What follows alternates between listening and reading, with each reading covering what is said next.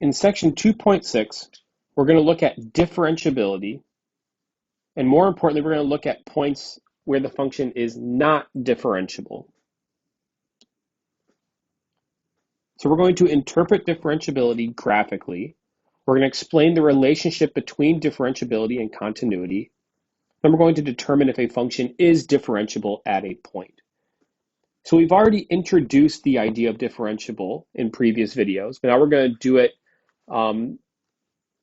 formally. So a function f of x is differentiable at a point if the derivative exists at that point. So we say the derivative exists at x equals a if this limit, the limit definition of the derivative at a point, is a finite number. That's what it means for the derivative to exist. So we have a function is not differentiable at a point if it is not continuous at that point, if its graph has a sharp corner or cusp.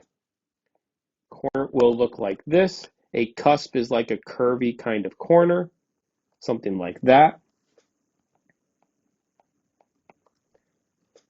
If we have the endpoint of a function, or if the graph has a vertical tangent line. We'll look at an example of all four of those in the next couple slides. Note that if a function is differentiable at x equals a, then it has to be continuous at x equals a. And this is just saying the same thing that if we are not continuous, then that means that we are not differentiable. So, said again, we have that differentiability implies continuity. But if something is continuous, that does not necessarily mean that that thing is differentiable. We'll see an example of that on the next couple slides. All right, so first example is the absolute value of x, which is a classic example for something that is not differentiable at x equals 0. Note though, however, that the square root of x is continuous everywhere. We are able to graph that function without taking our pen off the paper, but there's an issue at 0. So let's explore that issue. So one way to think about this is, what does the tangent line look like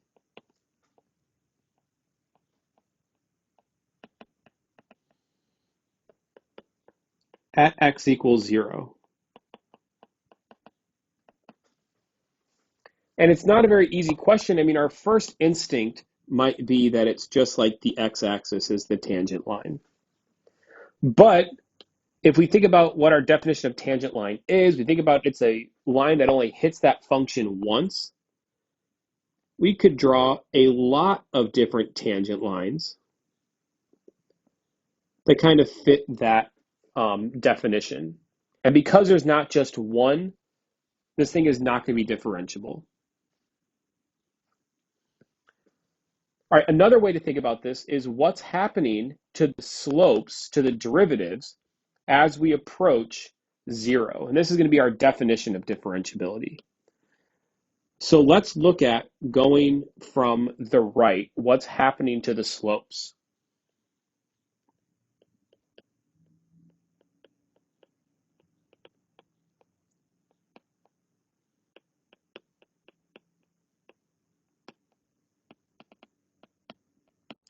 Well, the slope of a line, or the derivative of a line, is going to be the slope of the line, and that's going to be just equal to 1 always.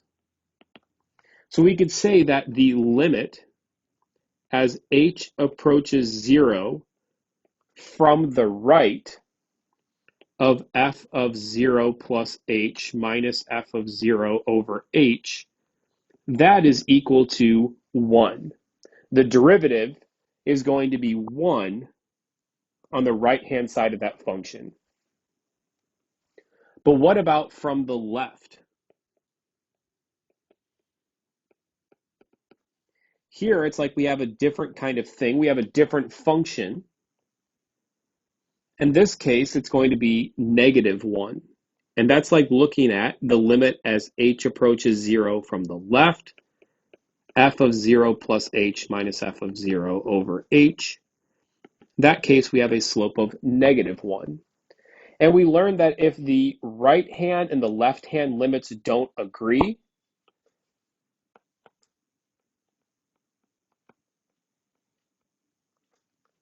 then the limit itself doesn't exist.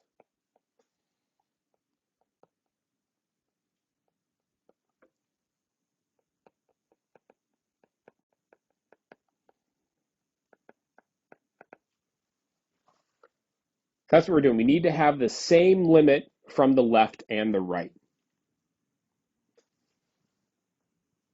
All right. To be very quick about it, we know that this function is not differentiable because we have a corner at that point. But that's why a corner or a cusp would not work for differentiability. All right, next example, let's look at the cubed root of x. Note that's x to the 1/3 power. And this function is not differentiable at x equals 0. But it's not because of the same reasons for absolute value of x. That was not differentiable because of the corner. The limits didn't agree from the left and the right. In this case, they will agree. However, let's think about what these limits are going to be. If we think about what the slope of the tangent line is going to be here, as we get closer and closer to 0 from the left and the right, those lines are getting more and more positive to a point that it actually becomes a vertical tangent line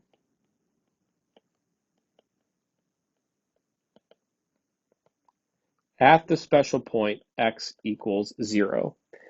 That means that the limit as h approaches 0 of f of 0 plus h minus f of 0 over h is equal to infinity.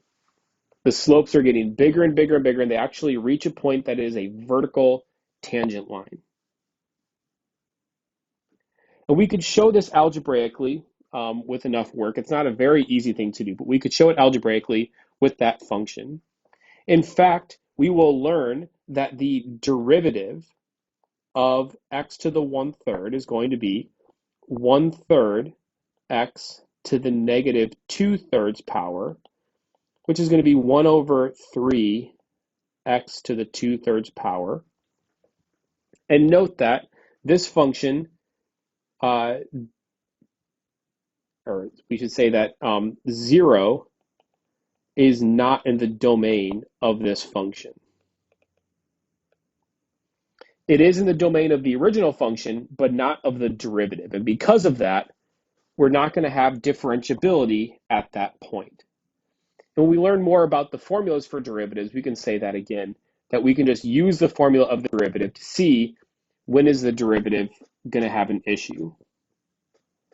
This is the idea of a vertical tangent line, where the limits may agree, but they go to infinity. So next one, we have the square root of x is not differentiable at x equals 0. And it's actually for two different reasons.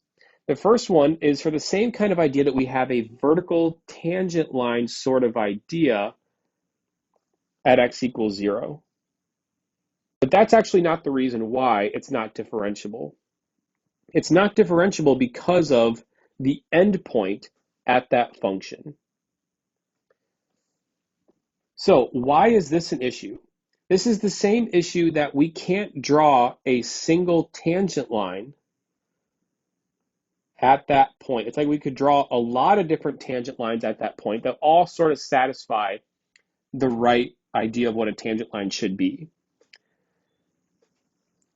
The idea is that a tangent line is not well defined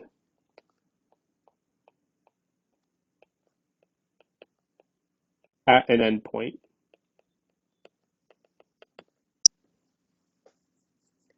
Also know that if we take the derivative of square root of x, we're going to have another kind of thing we had before. We have x in the denominator, and that's because of that vertical tangent line sort of idea. But we are always just going to say that if we have an endpoint, the derivative is not defined at that point.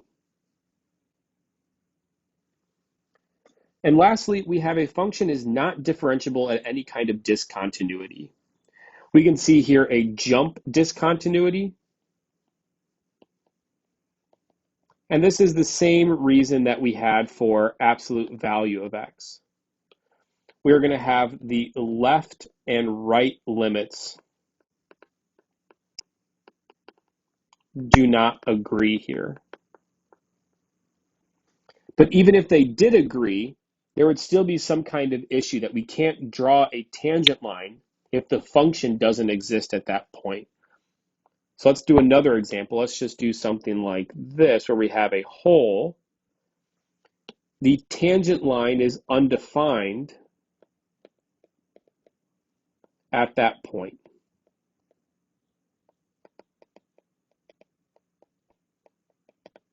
So this is the idea that if something is differentiable, then it has to be continuous, but it doesn't have to be the other way around.